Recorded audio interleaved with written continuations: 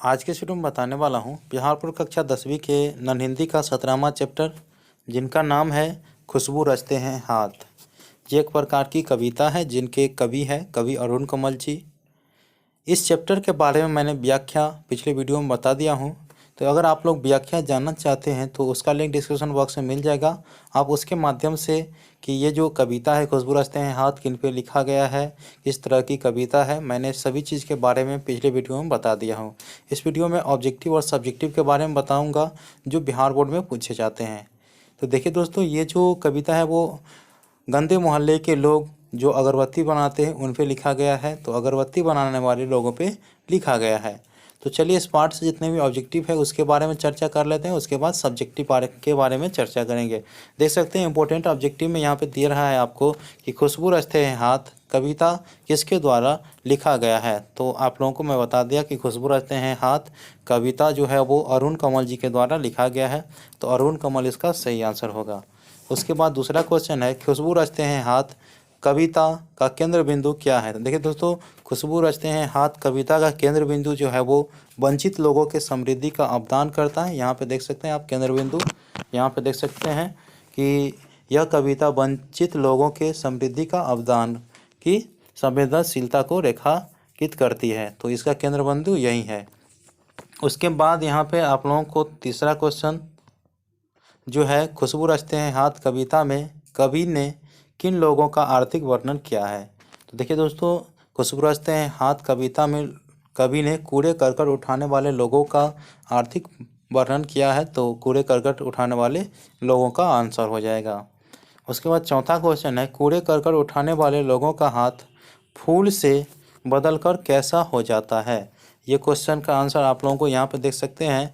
ये फूल से बदलकर कैसे हो जाता है, तो उभरी नसों वाले हाथ, घिसे घिसे नाखूनों वाले हाथ, तो कुछ इस प्रकार से हो जाता है। फूल से बदलकर उभरी नसों वाले घिसे नाखूनों वाले बन जाते हैं। तो देख लेते हैं क्या है इसका आंसर। तो गंदे जख्मी उभरी नसों वाले हाथ ये हो जाते हैं। ठीक है, तो अगर आपको देगा एक में ऑप्शन ए में गंदे, बी में देगा जख्मी और सी में देगा उभरी नसों वाले और डी में देगा इनमें सभी, तो आप लोगों का आंसर हो जाएगा इनमें सभी। उसके बाद 5 नंबर क्वेश्चन देख सकते हैं किन लोगों के हाथ के नाखून घिस गए हैं। तो किन लोगों के, तो सफाई करने वाले लोगों के हाथ के नाखून घिस गए हैं, तो सफाई करने वाले होंगे। गंदे मोहल्ले में जो कचरे हैं उसको सफाई करने वाले लोगों का हाथ घिस चुके हैं, नाखून घिस चुके हैं। छठा क्वेश्चन देखिए, लेखक ने सफाई करने वालों के हाथ की तुलना किससे की है। तो देखिए दोस्तों, लेखक ने सफाई करने वाले हाथ की तुलना जो है वो जूही की डाल से की है। जूही की डाल से यहाँ पर देख सकते हैं, आप लोगों को बता देता हूँ कि देखिए यहाँ पे पीपल के पत्ते से नए नए हाथ, तो पीपल के पत्ते भी हो सकता है, जूही की डाल से खुशबूदार हाथ। तो आप लोगों को पीपल के पत्ते रहे या जूही के डाल से रहे तो आप लोग पीपल के पत्ते या जूही के डाल से दोनों दे सकते हैं। तो यहाँ पे फिलहाल यहाँ पे है जूही की डाल से, तो आप लोग जूही की डाल से या पीपल के पत्ते से नए नए हाथ।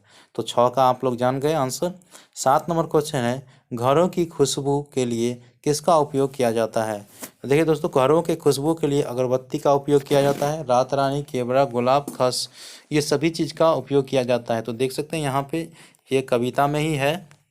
यहाँ पे देखिए, यहीं इस गली में बनती है मुल्क के मशहूर अगरबत्तियाँ, इन्हीं गंदे मोहल्ले के गंदे लोग, ये देखिए कैसा कटाक्ष दिया है, गंदे मोहल्ले के गंदे लोग बनाते हैं केवड़ा, गुलाब, खस और रात रानी अगरबत्तियाँ।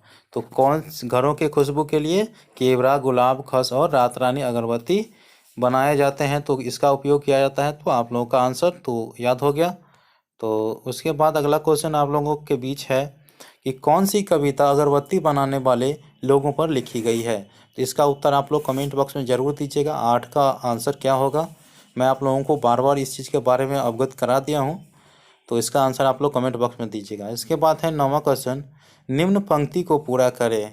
ठीक है, ये पंक्ति है कविता का, कई गलियों के बीच कई नालों के पास। तो यहाँ पे क्या हो जाएगा, कई गलियों के बीच कई नालों के पास। तो ये जो लाइन है वो फर्स्ट लाइन है, ये खुशबू रचते हैं हाथ के। तो देखिए दोस्तों, इसमें से आपको कोई भी लाइन ले लेगा, यहाँ पे देख सकते हैं, यहाँ पे ये जो है कविता, इसमें से कोई एक लाइन ले लेगा, उसमें से बोलेगा कि रिक्त स्थान को पूरा करे, तो रिक्त स्थान दे देगा। तो इसमें क्या हो जाएगा, कई गलियों के बीच कई नालों के पार। यहाँ पे देख सकते हैं कई नालियों के पार, तो नालों इसका सही आंसर होगा। उसके बाद चलिए इस पार्ट से ऑब्जेक्टिव क्वेश्चन के बारे में मैंने आप लोगों को अवगत करा दिया हूँ। उसके बाद यहाँ पे जो इम्पोर्टेंट सब्जेक्टिव क्वेश्चन है अभ्यास के लिए मैं आप लोगों को दे रहा हूँ कि खुशबू रचने वाले हाथ कैसी परिस्थितियों में रह रहे हैं। तो देखिए दोस्तों, उत्तर आपको इस प्रकार से दे सकते हैं कि खुशबू रचने वाले हाथ अति दयनीय परिस्थिति में रह रहे हैं। इसके निवास के चारों ओर कूड़े करकट के ढेर जमा है।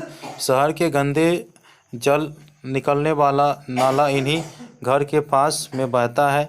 फलतः वंचित लोगों के मोहल्ले का वातावरण अति दूषित है। कूड़े कचरे से निकलने वाली दुर्गंध से मोहल्ले की निवासियों का जीना दुर्लभ हो गया है। उसके बाद कवि खेद प्रकट करते हैं, कहता है कि जिन हाथों से दूसरों को स्वच्छ वातावरण में रहने का अवसर मिलता है वे हाथ स्वयं गंदे वातावरण में जीवन बिताने को मजबूर है। यह कितनी बड़ी विडंबना है। तो ये विडंबना है कि जो हाथ हम लोगों को स्वच्छ जीने के लिए, मतलब कचरा उठाने वाले लोग जो है वो स्वच्छ जीने के लिए हम लोगों के लिए वो कचरा उठाते हैं और उन्हीं लोगों के गली में कचरे का जमाव है। तो इसी चीज़ के बारे में बताया गया है। उसके बाद यहाँ पे दूसरा क्वेश्चन आप लोगों से पूछ सकता है, खुशबू रचते हैं हाथ से क्या तात्पर्य है। तो इस क्वेश्चन का आंसर कुछ इस प्रकार से आप दे सकते हैं, खुशबू रचते हैं हाथ कहने का कवि का तात्पर्य है कि जिन हाथों की मदद से लोग सुखमय जीवन का आनंद लेते हैं अथवा जिनके श्रम के परिणाम स्वरूप स्वर्गीय सुख का भोग करते हैं। हर काम श्रमिक के सहयोग से ही संपन्न होता है। बिना श्रम के किसी काम के पूर्णता की कल्पना नहीं की जा सकती। श्रम पर ही सारी सफलता निर्भर करती है। मतलब इसका श्रम का मतलब होता है काम काज पर ही सारा सफलता निर्भर करता है। तात्पर्य की एक से एक अद्भुत वस्तु इन्हीं हाथों से श्रम के देन है। देखिए, एक से एक वस्तु जो बनाते हैं वो हमारे हाथों के श्रम का देन है। अगर हम परिश्रम नहीं करेंगे, अपने हाथ को चलाएंगे नहीं, तो कोई भी वस्तु निर्माण नहीं होगा। अतः व्यक्ति का भाग्य या सुख इन्हीं हाथों के श्रम पर आश्रित होता है। इसीलिए कवि को कहना है कि खुशबू रचते हैं हाथ को कूट सत्य है। उसके बाद आप लोगों से पूछ सकता है, व्याख्या करें, यहीं इस गली में बनती है मुल्क की मशहूर अगरबत्तियाँ। गंदे मोहल्ले के गंदे लोग बनाते हैं केवड़ा, गुलाब, खस और रात रानी अगरबत्तियाँ। तो आप लोगों का व्याख्या मैं पिछले वीडियो में बता दिया हूँ, तो व्याख्या आप लोग पढ़ सकते हैं। ये तीसरा लाइन है, तो आप लोगों को व्याख्या उस वीडियो के माध्यम से डिस्क्रिप्शन बॉक्स में लिंक है।